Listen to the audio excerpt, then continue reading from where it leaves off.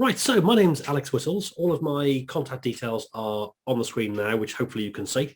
Please do feel free to drop me an email or a tweet if there's anything that you want to chat through that we don't cover in this session. Always happy to answer any questions Microsoft BI related. So we're going to be talking about Power BI composite models and the more advanced model techniques that are available in Power BI that are now available. Before we start though, a very brief intro to Power BI Sentinel that we mentioned.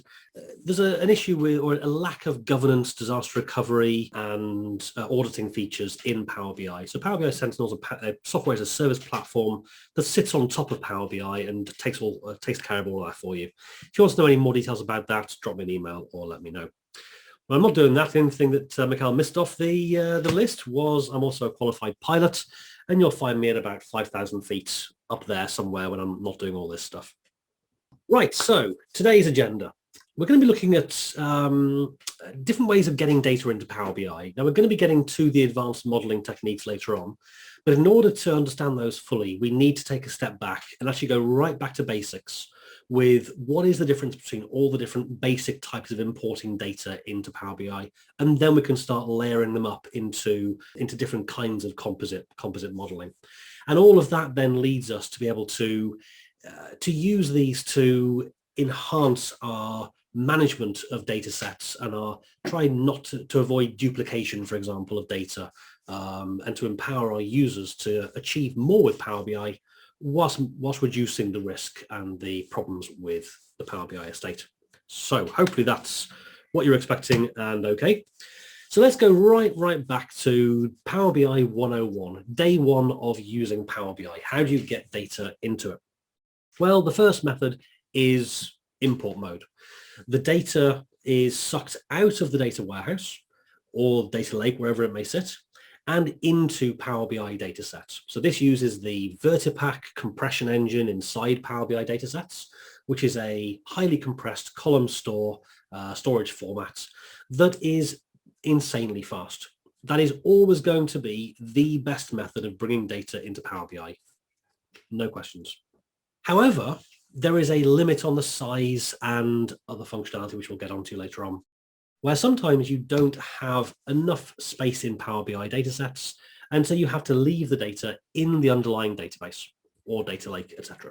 When I use the term database, I use it generically, whether it be Cosmos, whether it be data lake, SQL Server, Oracle, Snowflake, it doesn't matter, it's a source database. So with direct query, the data stays in that source database.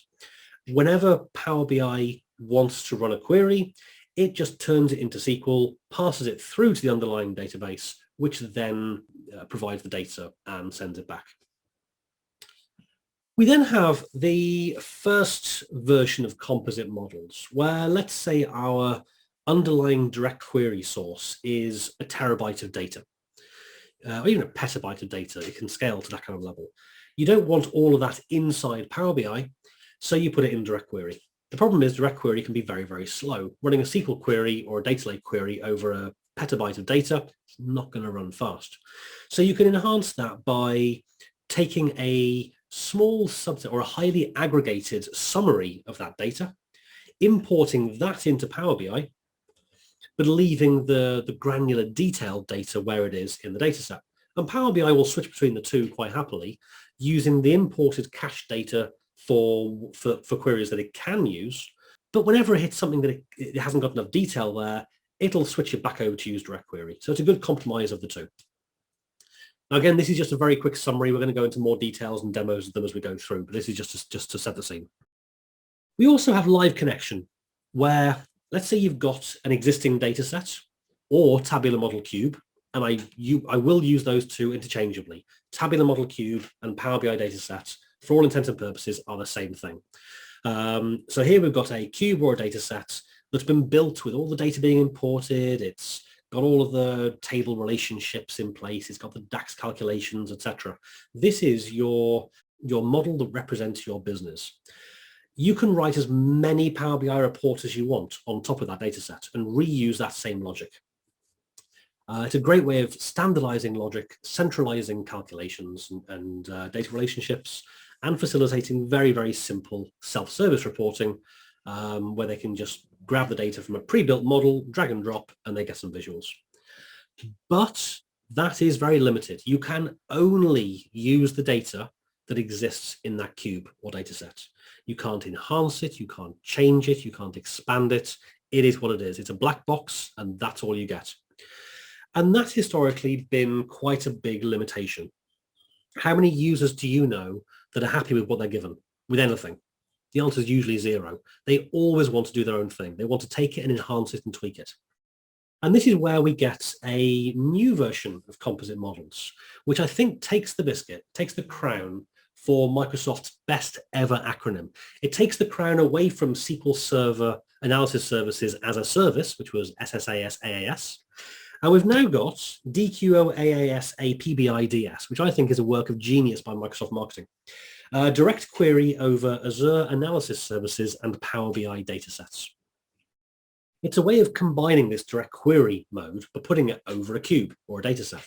So you can take an existing dataset or cube that's been built, use that in direct query mode, so you're leaving the data where it is in the cube, but you can also import other data directly into the Power BI dataset on top of it and use it to enhance that, that data world.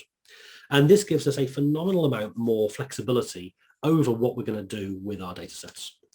So this is our journey. So we're going to go through some examples of what these look like and how you layer them on top of each other, ending up with this DQOAASA PBIDS, which we pretty much all call composite models. So there's different flavors of composite models. And then we'll look at how that facilitates better management as we go through the slides. Right, so let's go back to import mode. When would you use this? The answer is pretty much whenever you can. It is the best default way of getting data into Power BI. It is simple, it's fast, it's largely fast because of the compression that you get from the Virtupack engine, but also it very helpfully detaches your reporting workload from your underlying database. If you've got a transactional system, a CRM, an ERP, EPOS system, that database is going to be under heavy load. You don't really want everyone coming in running their reporting workload on the same live production database. That's just a recipe for disaster. Sucking the data out overnight, hourly, whenever it may be, into Power BI means Power BI can then handle and take care of all of that reporting load without even touching that source system. There is no limit in functionality in terms of everything you can do in Power Query or DAX, you can do if you're in import mode. There's no limitations to that. However, you have to refresh the data set. And the data is only as current or as new as the last time you did a process, which is when it sucks the data out of the database into Power BI. If you only refresh it once a day, you're not going to get live data from it because it's only going to be daily. So you have to worry about that data latency of reporting. And that processing can take some time. Depending on the size of data, complexity of the queries, amount of Power Query work, etc., that can take a reasonable amount of time to run those queries. And they're also limited. You can publish a Power BI data set that's up to about 1 gig of data, and that, using approximately a 10:1 compression ratio, means you get about 10 gig of source data. You can then process that in the service to get bigger, but you still have some size limitations. So what if your data is terabyte or petabyte? Well, then we switch over to direct query. The data stays in the source database. That means the data is live. Whenever you refresh a Power BI visual, it turns it into a SQL query, runs it against that source database, grabs the results and returns it back. So with the exception of if anything's cached, you get live data. Now that's fantastic from a business perspective, and every business user will tell you they want direct query in every single meeting you have with them until they understand the limitations. And then they'll very quickly backtrack and go back to import. Yes, it's zero latency, there's no processing, but it can be incredibly slow because most transactional databases are designed to query, update, insert, to query one record at a time or a small batch of records. With most Power BI datasets and reports, you want to be querying a whole year's worth of data or a month's worth of data. Therefore, you're querying millions or billions of rows. And most SQL Server databases are not designed to give you that kind of reporting performance. In direct query, you're also very limited on your Power Query. So it's very difficult to do a lot of transformation on the data. because ultimately anything you do in Power Query to transform the data has to be converted into a SQL query and run live against the database. If you cannot query fold that Power Query code into SQL, then it's not going to run in direct query. So you are quite limited. And you're also limited in DAX. You can't use things like time intelligence over direct query. So do be careful of those limitations. It obviously has a big impact on your source system performance. We've got one customer who is running a series of direct query Power BI reports to show current production levels in a production facility, in a manufacturing facility. And that hammers the underlying Dynamics AX system to such an extent that the database server runs consistently at 95% CPU. So that has to run on an always-on clone because it can't cope with that level of CPU on the production system. So do be aware of the level and complexity of the hit on these databases if you do run direct query. There is a 1 million row limit. Now that's not 1 million rows of source data. It can cope with as much source data as you want. It's a limit of 1 million rows that are returned back to Power BI. So as long as the DAX statement that you write aggregates the data to less than 1 million rows, then it'll work. So normally it's not that big a limitation. So let's have a look at this composite model. And this gets around the key issue for direct query, which is performance. It tends to be very, very slow. So this is where we are using direct query still, but we're also importing a summarized aggregated set of data into Power BI. And Power BI can then choose between these different versions of this table. Now, there's less processing because you're not sucking in the entire data set into Power BI. You're only sucking in the aggregated subset. So in a retail environment, you may have your raw data as transaction line, which has product, it has discount code, it has store, till, cashier, date, etc. That may be your underlying raw data, but you may bring in an aggregated summary. So maybe just total sales by day, by store, something like that. You can't break it down by product, but it does mean you get this smaller aggregated set coming in, and that will process a lot faster. It does mean you get very variable performance because for one visual, it may hit the aggregated table, but then you change a filter and suddenly it has to go back to direct query. And that will have a big impact on your performance. So do be aware of that. We'll see an example of that in a second. And just be aware that it's complex to implement. It's not complex, as you'll see in a minute, but it's more complex to implement than your standard import. So let's have a look to see what this looks like. So I've got here a starting point Power BI workbook. Now this is looking at activity on a website. So our key dimensions are date, time, and web page, which page on the website. And so I've already imported 3 tables in here from my database. This is all coming from an Azure SQL DB. And if we hover over these, we can see that these are in import mode. And that's the same for all of them. And they're already all imported. So I'm going to bring data in and pull more data in from my database.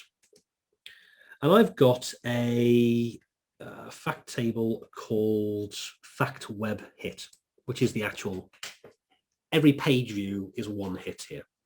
I'm not going to transform the data. I'm going to load it straight as it is. I'm not going to tidy it up, but and here we get an option of import or direct query. So I'm going to choose direct query for this because this data will be too big to load into data.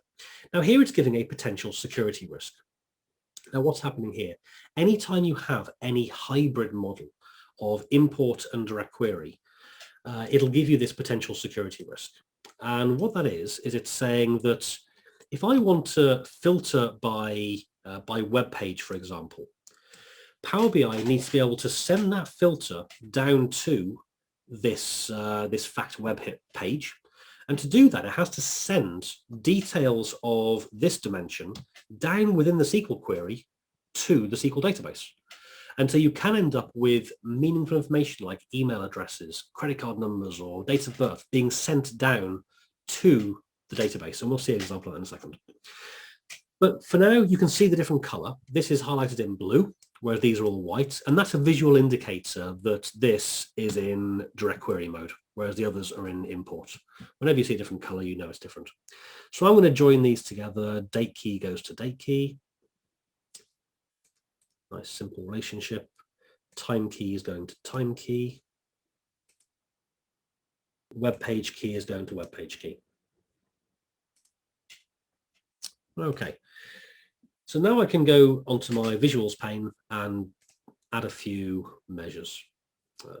Let's add a measure. So I'm going to add a few here. The first one I'm going to add is the total duration, which is just the sum of the load duration, how long web page took to load. Then we're going to have another one, which is the number of hits, the number of page views. And because each row is one web page view, this is simply a count rows of the table. And the final one we're going to bring in is the average page duration, so we can monitor the performance of this web server, which is the average of the load duration column. I'm not going to bother formatting anything just for speed. So let's put on the number of hits, and we can see the spinner is spinning straight away. So this is having to run a SQL query directly against the underlying database. And yeah, that came back, but it wasn't the fastest. Let's change the visual and bump up the size a little bit.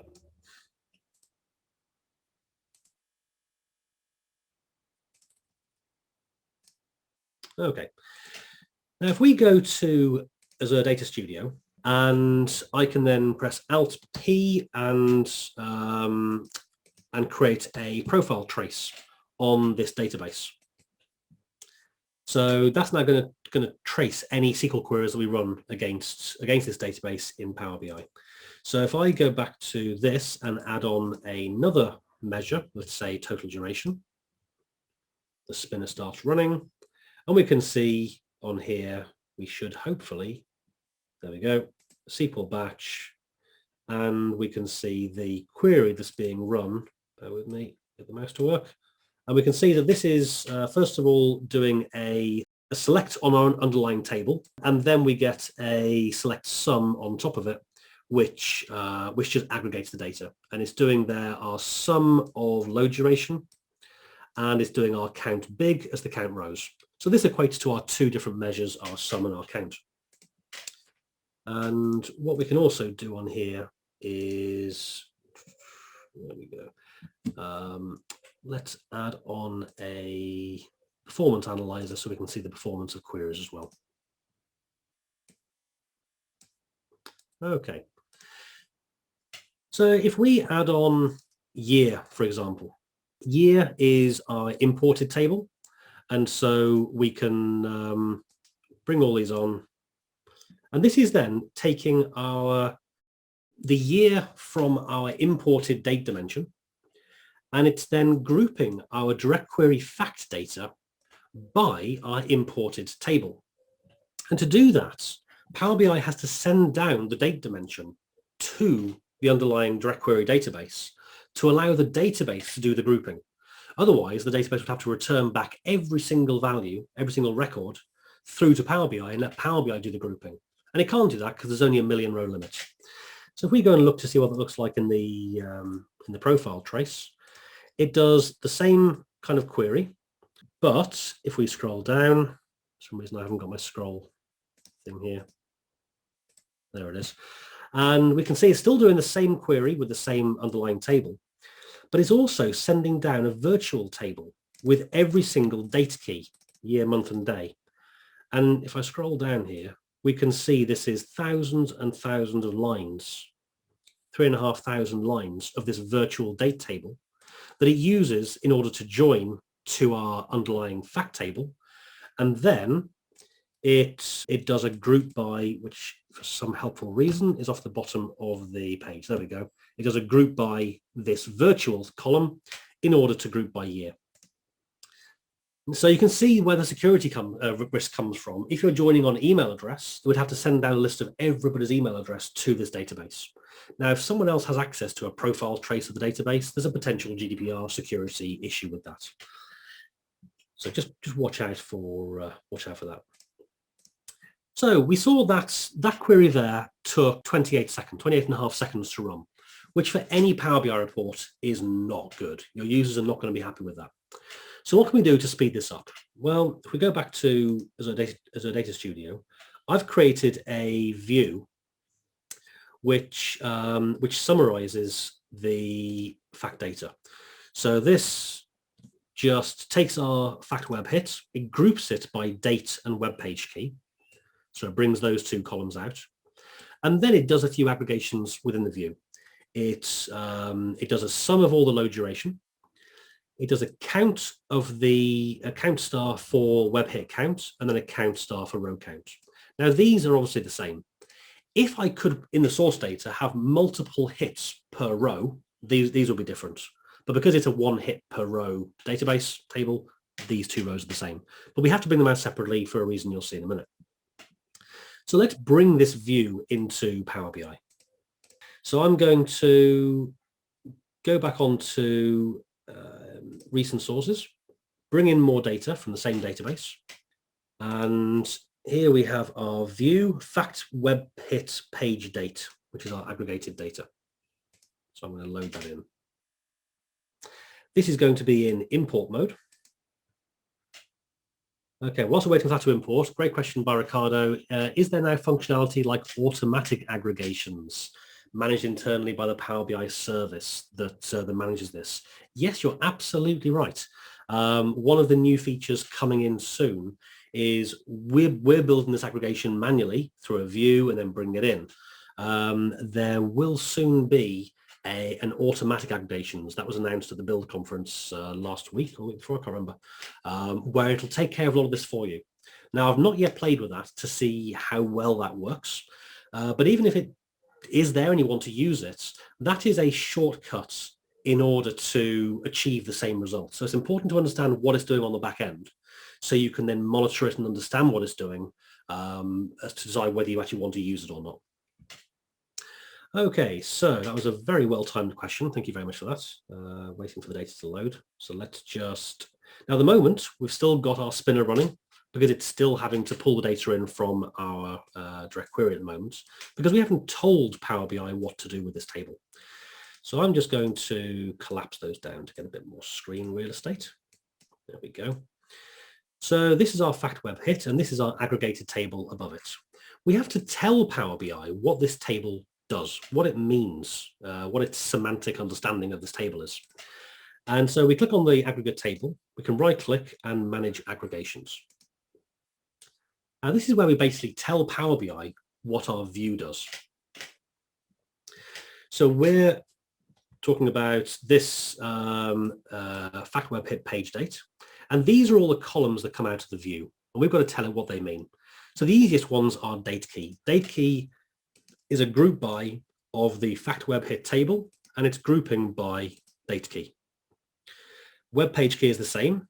It's a group by of this table, and it's that column in that table. Load duration ag is an actual aggregation. So this was a sum, and that was a sum again of fact web hit and of the load duration column. So we summed that column in this table, we summed it, and the result is this column in our aggregated table. With row count was a count of table rows of the fact web hit table. And web hit count was a count rather than a row count. And let's say it was a count of the web hit key, which is the primary key of the table. And we can apply that.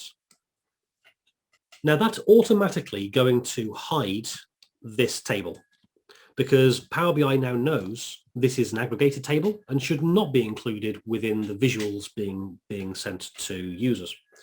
So let's go back to our data sets. Let's filter this by something else, let's say in the date dimension. So month name, for example. Let's put that as a slicer.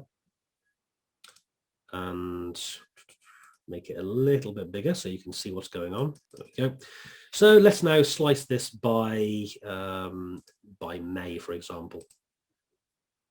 Now that visual refreshed straight away in under a second, 978 milliseconds. And we can change this quite happily, 600 milliseconds, 696. It's operating now like an imported data set. What happens though if we filter by something in the time dimension? Now note that we created this link here between date and web page, but we did not create a link from time. So in theory, if we filter by something in the time dimension, it's going to cause, hopefully it will send it back to being direct query. So let's filter by hour. And let's bring that down to, and we can see the performance of that is now spinning away. Clearly it's going back to direct query. And if we look at the profile trace, we would see that query going in there. I'm guessing that will take around 28 seconds or so, as it did before. So this difference in performance from under a second or half a second up to half a minute, and this isn't on a very big database, and this is on a SQL server, not even a data lake or anything. So that difference in performance is, I mentioned earlier about the variability in performance, and users have to understand that to know there isn't a problem and to be careful about how they filter things. It will work, it will get there, but it'll take 30 odd seconds to do it. One thing to be very careful of is how you define the aggregated data in this aggregated table. I'm going to cancel that because it's, there we go, got there in the end. And that was almost a minute actually, so it was a lot slower. So I'm going to get rid of that hour filter. And I'm now going to add an extra measure on here. So we added in here the average duration, which was simply an average of this column. So one would have thought if we bring this into the visual, it should be able to use our imported aggregated data. But for some reason, the spin is still going. It's still working on that query, which shows that it's going down to our direct query. So understanding the behavior of what Power BI can and can't do in these composite models or these aggregated tables can be a bit of a challenge, but there is a way of finding out. Go to External Tools and go to DAX Studio. And this opens up DAX Studio pointing to this workbook, this particular Power BI dataset. And whilst that's loading, you'll see on the bottom of the screen, just load Profiler up, you'll see on the bottom, it'll connect to Power BI, and then it says, sorry, too many things going on at the same time. It says localhost :64596. So this is the port number that my local Power BI workbook is running at. And we can copy that. We can then go into SQL Server Profiler and launch a profile trace against that analysis services. And this allows us to create a profile trace to see what Power BI is doing, what DAX commands are being sent down to its underlying data set. Now, the key ones you want are query events, query end, and query processing. There's an aggregate table rewrite query. And this tells you whether the aggregated tables can be used or not. So let's give that a run. If we go back to Power BI and refresh visuals, and we come to the profile trace, we first of all see the query that we're trying to do. No, that's one of the filter queries. But here's the aggregate table rewrite query event. We can see here that it's trying to find an aggregation for the fact web hit table, but the attempt failed. Why did it fail? Because there was a missing aggregation. This just says this is the particular aggregated table it was looking at the time. You can have multiple aggregated tables, and it'll go through them all trying to figure out which one it can use. And there is an order of precedence. When you create an aggregated table, you can specify a precedence, and the higher the number gets processed first in this list. So first of all, it tried this particular aggregated table, and it failed because of a missing aggregation. The aggregation it wanted was this load duration. Now we already have the sum of load duration, we can see here. We also have it was trying to find a count of load duration. And that's actually going to be the problem, because when we provided the count, we said it was against the primary key of the table, fact hit key, not a count of load duration. And so if we go back to our Power BI model, go back to our edit aggregations or manage aggregations, we can change this and say, well, the web hit count, instead of being a count of web hit key, if we tell it it's actually a count of the number of durations, then this is going to work, because internally, when Power BI does an average, it takes the sum of this column divided by the count of this column. If we previously we had a count of a different column, now they may see the same, but they're not, because that duration could be null, and Power BI handles nulls, and so it has to be explicitly a count of that exact column in order to handle nulls and make sure that the Power BI can do the aggregations right. Actually, let's just open that screen back up again. This here is the precedent that I was talking about a minute ago. You can set that as a higher number, and if you have multiple aggregated tables, the higher number will be calculated first, or attempted first. So now we've changed the definition of that. Let's go back here and refresh the visuals. Straight away, you can see that's now working super fast. And so just changing the definition of that aggregated column allows Power BI to now use that aggregated table rather than the direct query. Okay, no more questions at the moment. If there are any other questions, please do feel free to put them in the Q&A and I'll get to them as we go through. Right, so what we started out with was a simple direct query model. And we added onto it a separate aggregated table in import mode. And we told Power BI that these were essentially the same thing. And so it created one virtual table to the user, and Power BI switches between these two depending on what it thinks is right for that particular query. A question from Ricardo, do you consider that this feature leverages the use of tabular models, or does it diminish the need for their use? Oh, that is a very, very, very good question. By tabular model, I presume you mean tabular model cubes. In which case, the world of tabular model cubes and Power BI are getting ever closer together. And as a consultancy, we create a lot of cubes. I would say 5 years ago, the vast majority of our cubes were all multidimensional. As of 2 years ago, the majority were tabular model. I would say now the majority are Power BI. As Power BI gets more powerful, the need for tabular model cubes is getting less. However, there is still a very, very good need and use case for them in the right scenario. This composite model, I think, makes Power BI even more powerful because it can cope with larger data sets. However, the direct query portion of this is still going to be slow. You saw when I filtered by hour that it suddenly took a minute to return one visual. That's not acceptable. That's okay for a very exceptional query you don't want to run very often, but in most cases you want faster than that. And at the moment, tabular model cubes offer you more scalability with that. We'll talk a bit more about cubes later on when we talk about the next level of composite models, but it's an age-old question that we haven't answered yet and will still be debated for years to come, I'm absolutely sure. Right, so let's now take this to another level and say, right, we've built this model. We've got this model. This is now a semantic model with relationships and functionality and calculations and everything else. We don't just want our visuals, our report on this. We want to then allow other users to use this as well. So we're going to publish it to powerbi.com. There it goes. Right, so let's have a look at our demo test workspace. Throw it up in there.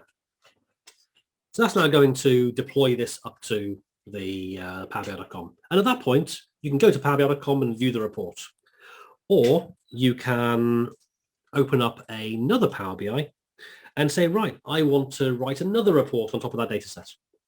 So I'm now going to get data. And I'm going to get data from either analysis services if you're using an analysis services model, or in this case, a Power BI data set.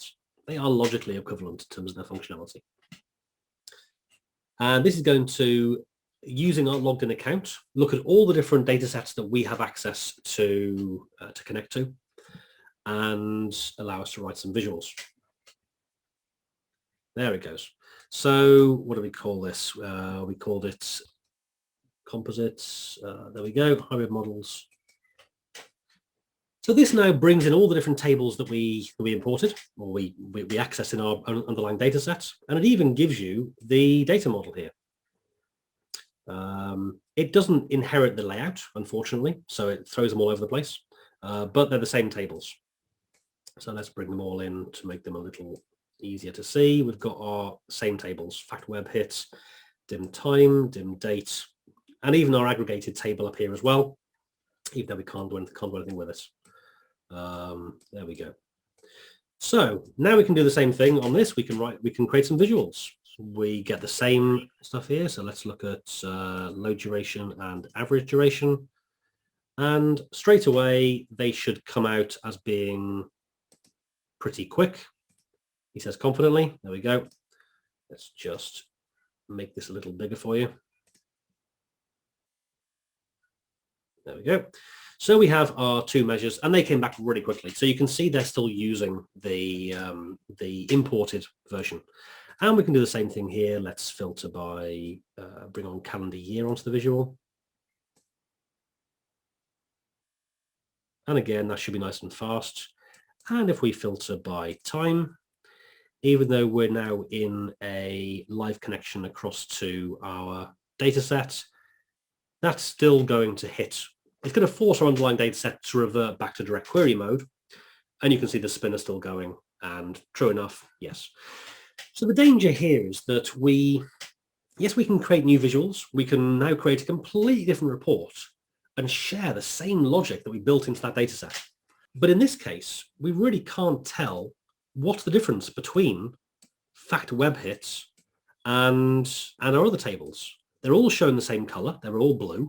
So we can't see that one's import, one's direct query, and there's a difference between them. We can't even see the aggregations, the fact that this is an aggregated table of that. So you've got to be a little bit careful when you expose these composite models to users, because understanding the performance can be difficult. In fact, even though this is connected to a Power BI data set, note that it does say in the tooltip, it's actually a SQL Server Analysis Services database. And it gives you the server name there, which is the URL to point to the Power BI workspace, which is essentially the Analysis Services server. So that gives you some idea about how similar Power BI and Analysis Services are behind the scenes. They use the same endpoints. So this is great. And we've got our live connection model now, which is giving us the ability to write our new reports. But this is all we can do. We can only use this data model. We can't expand it or do anything else with it. So what if someone says, well, I actually want to compare web traffic with sales data? Well, you've got to go and build a whole new model. Import your web traffic data again. So you've got data duplication, processing duplication, logic duplication, calculation duplication, etc., just to bring them all together. Well, wouldn't it be nice if we could bring that data into this and enhance this model further? And we now have an amazing new button called Make Changes to This Model.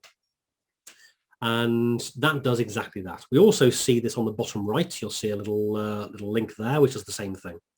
And as soon as I do that, it says we need to change this model into a direct query. So this flips it from being a live connection to a cube to being a direct query over a cube. Now, initially, they look very, very similar, but they do offer big difference in functionality. Now, this creates what's called a proxy model. It creates a clone of the data model in the underlying cube within Power BI. So we can still see the same thing we saw earlier, but now we can do more stuff with it because we've got our own model now in Power BI that we really didn't have before. And so now I've got this, I can go to recent sources and I can go back to my database. And it should give me a list of tables to import. There we go. So let's import facts internet sales, everyone's favorite table. Again, I'm not going to bother transforming the data. I'll just load it straight up for now. And we get a choice of import or direct query. Well, I'm going to import this. And it's giving us this potential security risk again. And the reason for that is exactly the same as we saw earlier, where if it sends data from one island, as we call it, our direct query model, to our data sets, through to our fact internet sales or vice versa, it may send potentially sensitive information across through this join. So again, just be aware of that, same as the direct query composite model. So here's our new table. Now, oops, there we go. So our new table, this shares only one common dimension with our old data, and that's date. So we have an order date in here. So I'm going to link order date key through to date key. Now this is date key in our underlying cube or data set. So this dim date then becomes the common table between these two models. Now do be careful with that, because let's say on one side you've got budgets, on another side you've got sales. Well, sales are going to be historic dates, budgets are going to be future dates. So you may not have a suitable combination of both, a superset of those dates to act as that bridge table. So if that's the case, you'll have to create your own bridge table, which does contain a superset of dates to then link to both of these different islands to make sure they've got a full set to join with. So now we've got that fact internet sales. Let's go and see what we can do with this. Well, first of all, let's create a measure. And this can be sales equals the sum of internet sales amount. So now if we go back to our existing visual and add on our sales column, this now gives us one visual that combines data from both islands. We've got a common set of dates. We've got some web traffic data from our existing data set that was in live connection and is now in direct query. But there's other sales data that's aligned to it that's been imported into this model. Now, if I go back and filter this by something else in the date dimension, so let's filter this by month name again. Let's filter that by June. And we can see it all beautifully fast because this data is in import mode and this other data is in direct query to the underlying data set, but itself has imported that data, and so it's still nice and fast. But as soon as we then filter it by hour, then we can see the visual slows down to a crawl again, because even though this data is still in import mode, the left-hand columns are going direct query back to the data set. That's realizing I'm filtering by hour. I have to go to my direct query, which then goes to direct query to the underlying database. So again, you get that performance hit. Note that the hour filter doesn't actually apply to sales because we didn't link the sales fact table to hour. So this data hasn't changed. That's exactly the same as it was before. It's just that it's filtering the tables that it does link to. So I'm not going to wait for that to finish. Let's go back to our slides so we can see what's going on. Right, so let's go back to our live connection. What's the good, the bad, and the ugly about this? Well, it's nice and fast. You can reuse data sets again and again and again. It allows you to create this single version of the truth. It minimizes Power BI processing because you only have one data set that needs processing and all of your other reports can just bounce off it and you can use it. You can scale it up to be a cube if you want, which can handle as much memory as you've got on a server. However, manageability can become a problem because you have to manage this centralized cube. And once you have a centralized cube or data set, it no longer becomes a single data set that services one report. If you want to make a change to it, you test that report, and if it works, great, deploy it.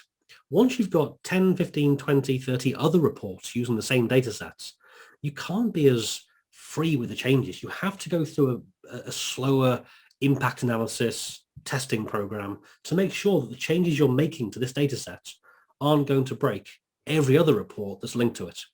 So you do have to manage it. You have to manage the overall performance and usage, etc. of it. And that can lead to a slower release process. And then, of course, you've got the rigid functionality of you can only use the functionality that's been built into that cube. So this direct query over cubes model allows us to build these multiple islands. So we can start bringing data in or using data from different places. Here we've got a direct query over a cube, a direct query over a Power BI dataset, and importing from Excel, all in the same model. There is no limit to how many islands you can bring in and combine in this way. Do watch out, though, that the performance of this resulting model is going to be largely dependent on the cardinality of these joins. So you want these join columns to be things like date or product or maybe store, something like that. You certainly don't want these join columns to be customer ID, that you may have 1 million customers. You don't want it to be receipt number or transaction number that's millions or billions of rows. That's going to cause you a massive performance problem. So be very, very careful how you join these together to make sure you choose low cardinality columns to maximize your performance. You can also create a composite model that has no links between it. So at the moment, if you've got 2 different data sets in 2 different workspaces, and you want to create a single page that views them both, the only option is to create a dashboard. As we all know, no one likes dashboards because they're a little bit useless and rubbish. But that only works if they're in the same workspace. If they're in different workspaces, there is no option to be able to do that. This direct query over analysis services and Power BI gives you a very, very good way of managing that, because you can create one report, one data set that uses this DQ over other data sets to pull together data from any data set in any workspace and use that to bring this data together into one virtual data set over the top of it. And you can then create as many visuals as you want, fully interactive, so far better than dashboards, using these 2 completely different data sets. To me, that's a really powerful feature of this, even if you don't want to combine these different data sets together in terms of linking columns together. So this new composite model gives you all the benefits from live connection, but critically the ability to expand, extend, and enhance your data sets. So you can have one common core cube and or data set that satisfies the majority of your functionality, while still empowering individual departments to add their own level of logic on top of it, and then individual power users to do the same thing. However, it is still in preview. There are still a few issues with it. This has been recorded as of 2nd of June 2021. So it's still in preview. It works very, very well, but there are still a few teething issues in production, certainly with very large data sets. So do be a little bit careful about using it in production and set users' expectations accordingly. But I would say certainly do investigate it and start to use it, because it is a very, very powerful tool. So things you need to know about it. I've mentioned this in preview. That means you should use it, but you shouldn't necessarily rely on it being available in production 100% of the time at the moment. So we do not need premium. This surprised me. I thought it was going to be a premium only feature, but thankfully it's not. You can do this with just with normal Power BI Pro. We've already talked about the high cardinality cross-island joins. Do be careful of that. You saw earlier in the original direct query demo how Power BI creates these virtual data sets of all possible values and sends them down to the DQ underlying database in order to fulfill the query. It does that with these cross-island joins. That's why you've got to keep them low cardinality and low numbers of records. At the moment, you can have up to 3 levels of data set allowed. So you can have an underlying data set, you can enhance it into dataset B, and then you can enhance that into dataset C. So you have 3 data sets laid on top of each other. At the moment, that's the limit. You can't have any more than that. Personally, I think that's a very good thing. I think allowing any more than that is potentially going to open up some Power BI management hell trying to keep track of this daisy chaining through these different layer data sets. So to me, 3 is a very, very good number. Do watch out for row-level security. If you have row-level security in your underlying data set, it will be honored. So if I log in as me into my composite model, it will pass through my email address to the underlying data set, and it will honor row-level security. However, let's say in a retail environment, I'm allowed to see only 5 stores out of my total 500. The sales data is coming from the underlying data set that has row-level security. So when I log in, I will only see sales for those 5 stores. However, my forecast data set coming from Excel maybe doesn't have row-level security. So that row-level security will not be enforced in that other data I've imported from Excel, SQL Server, wherever it may be, because row-level security can't hop across islands. Be careful with that, because when you run tests on it, it looks like it works. And it essentially, row-level security acts as a standard filter. So it does look like it works, but you can easily write some DAX to overcome it and to bypass security entirely. So certainly don't trust it. Now, I've said that analysis services and Power BI datasets are fully interchangeable for the purposes of this talk. That is true, but this new composite model, the DQ over cubes, at the moment only works in Azure analysis services. It doesn't work with on-prem. Now that, I think, is likely to change. We've had no word yet officially from Microsoft on when it will change, but I certainly wouldn't expect it in the near future. Whether it will be in current versions of SQL Server or only future versions, we don't yet know. So at the moment, yeah, it's Power BI datasets or cubes. So how do you allow people to use this?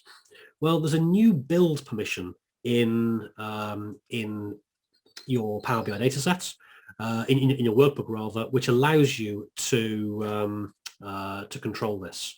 And I'm just going to quickly pull up this data set so I can show you what that looks like.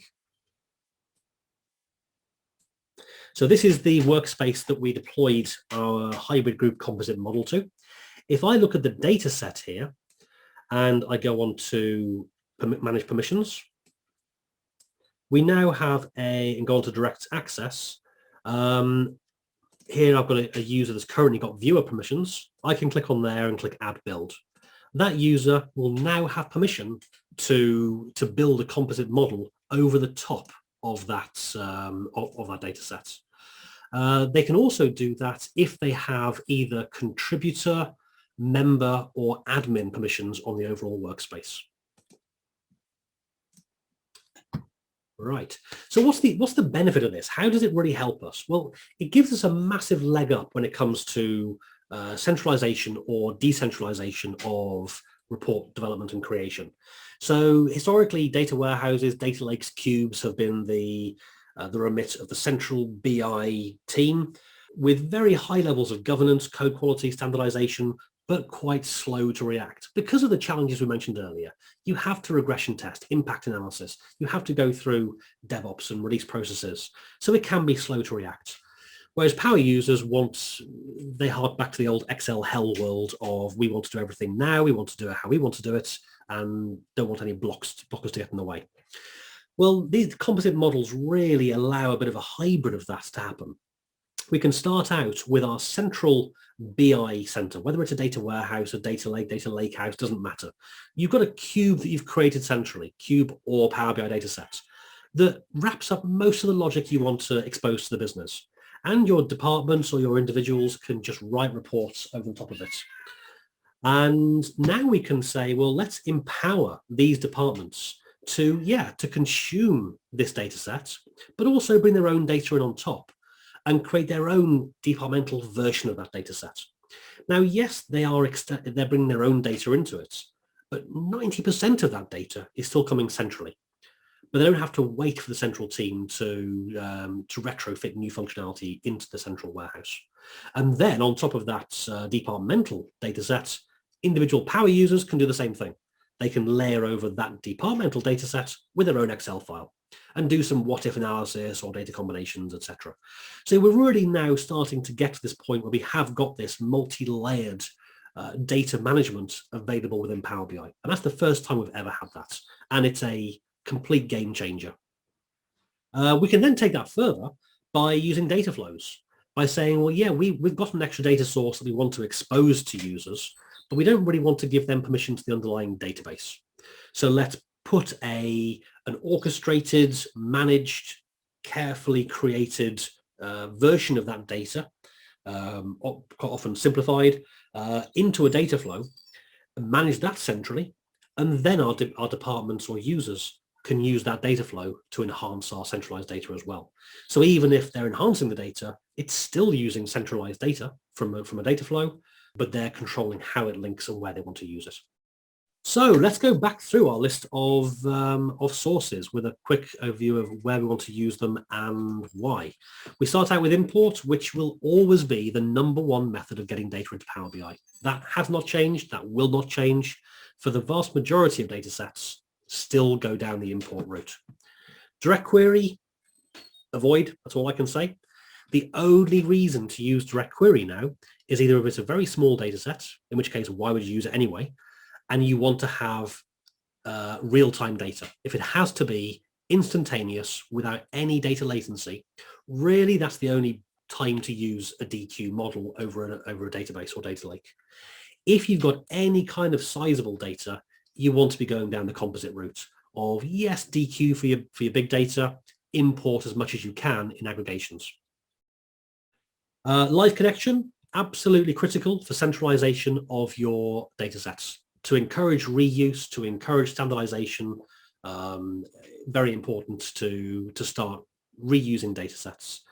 But you want to empower users to enhance their own data and to then customize and expand. So this new DQ model really is, I think, the holy grail for where you want your enterprise grade data sets to be, your certified and promoted data sets, essentially. So that's all I've got to go through on the composite models. If it's okay, I will spend a couple of minutes very quickly running through the current status of new things coming in Power BI, some of which have an impact onto this. And whilst I'm running through that, fire off any more questions into the Q&A, and I'll get to those straight after these two slides. So Premium per user is now generally available. If you're not yet using Power BI Premium, this is the route into it. It's only $20 a month, or Power BI Pro plus 10. I think it's the same in euros. In sterling, it's £15 and £7.50 respectively. It gets you all the functionality of Premium, but on a per user basis. And that's now generally available. So get going with that. Power BI Premium Gen 2 is in public preview. If you're using Premium, upgrade to Gen 2, better performance, better load balancing, better functionality overall, better manageability. Look into Gen 2 as soon as you can. Gen 2 also enables auto scale. So if you do want extra performance just for one day a month, maybe month end or Monday morning reporting, auto scale can give you that scalability on Power BI over and above your standard Premium. If you're not playing with goals are in public preview now, which allow you to set some KPIs and targets against metrics that come from data sets around your Power BI estate. Quite fun to play with. Not sure where they're going yet, but look quite fun. Small multiples is another great one. You could replicate a single visual as many times for every element in a dimension. So maybe one copy of a report per country, per year, per supplier, per product line, and it'll just replicate the chart across for you. Really, really powerful. And as someone mentioned earlier, automated aggregations. What we saw earlier with creating aggregated data sets over your DQ, Microsoft are playing with creating these automatically. So this will dramatically simplify the process of creating aggregated composite models. But I would still say play with them manually first, so you fully understand the implications of using them before you turn on automation, just so if something does go wrong, you understand how they're working. And that is all I've got to go through. So, Mark, were there any questions to run through? Yes, we have a couple of questions. Excellent. So first question, you talked earlier about query forwarding when using direct query. Is it always a good idea when you're using direct query to monitor how queries are being folded in the background so that you can optimize the underlying data source, i.e. for missing indexers, etc.? Absolutely critical for two reasons, and there's two things to monitor. One is, are your queries being folded in the first place? For anyone that doesn't know query folding, is when you go into Power Query, you end up with 15, 20 steps in Power Query.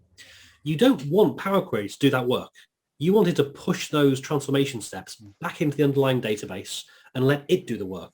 So let's say if you're bringing in 1 billion rows of data, and your first step is to filter that down to 1% of the rows.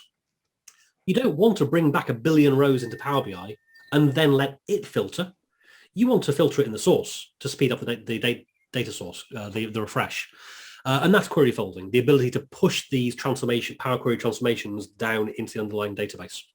So that's critical to monitor which steps in Power Query are being folded, because you can very easily end up with one of your early steps being a step that can't be folded, and then a later step being something that can be folded. We'll just turn those steps around and it'll allow that other step to be folded. So all of your query folding steps have to be first, because anything after that happens in Power Query. So do monitor carefully which of your steps are being folded and which ones aren't, to make sure they're ordered correctly to optimize. And that can massively help the processing performance. The other side of processing is that when you fire the resulting query off to the underlying database, you want to be able to run it quickly. Now, if some of that can be helped by how you manage the Power Query filters. If you've got two columns that are essentially equivalent, customer ID and email address, for example, if one of those columns is indexed better in the underlying database and you know about it, well, make sure you filter by that column in Power Query. That's going to help.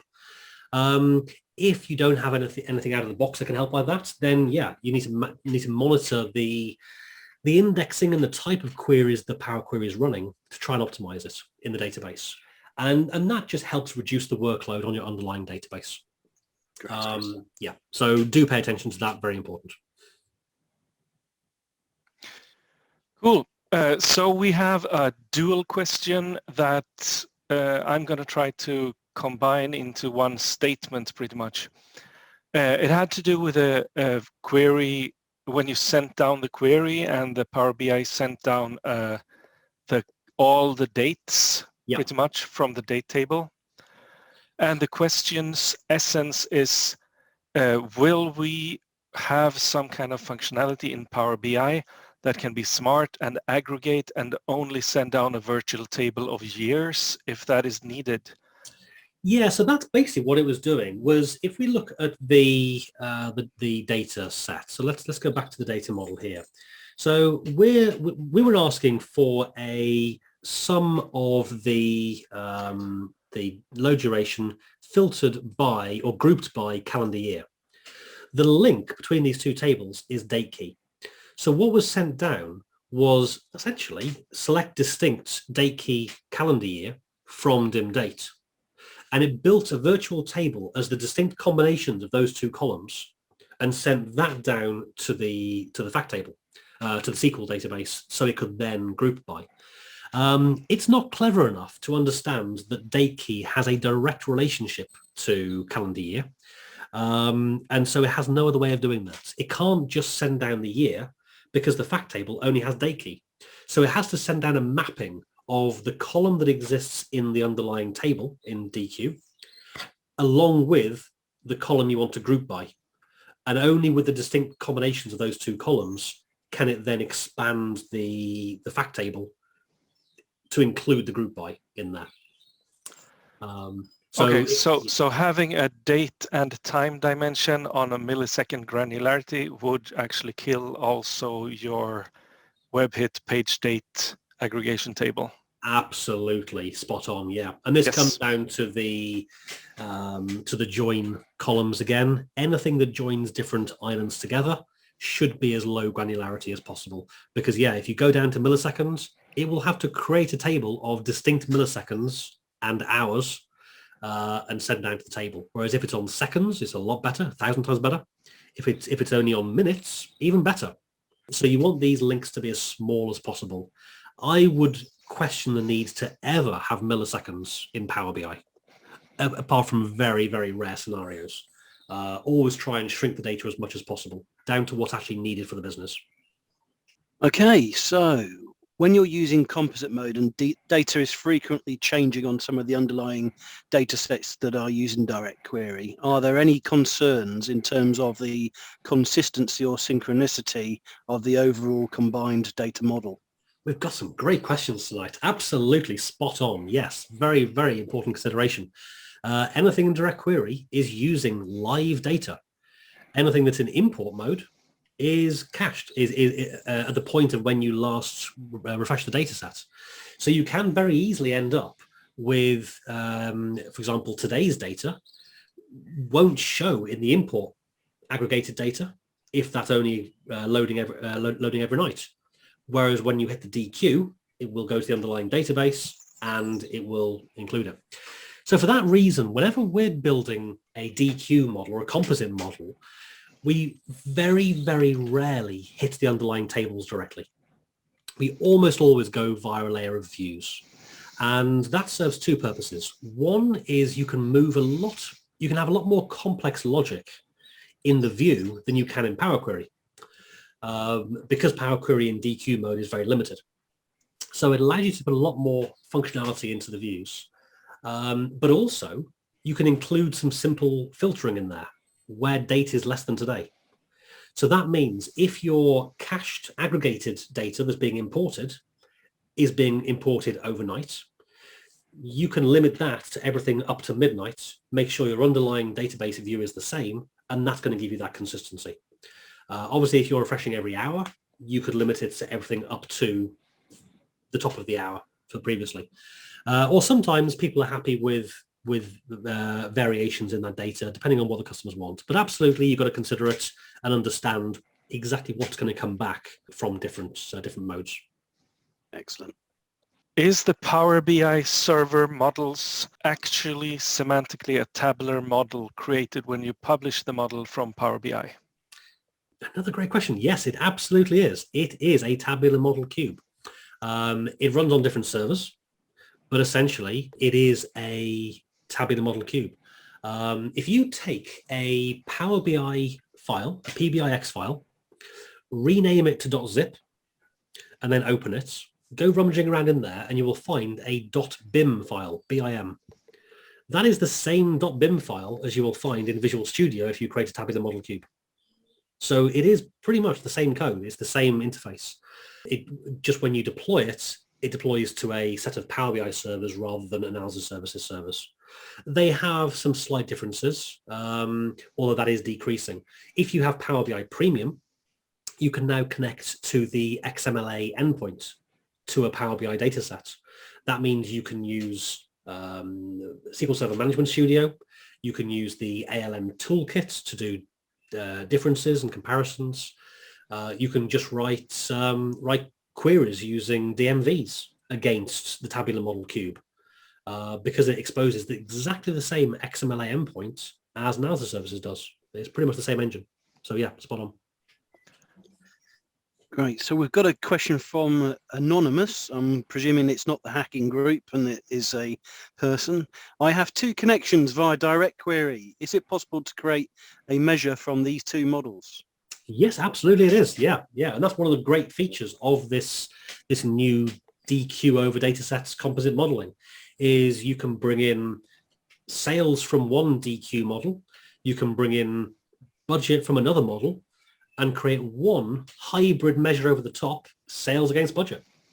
The user has no idea it comes from two different models, the end report consumer, but behind the scenes, yeah, absolutely. It can come from two DQ models, two import models. It can come from anywhere.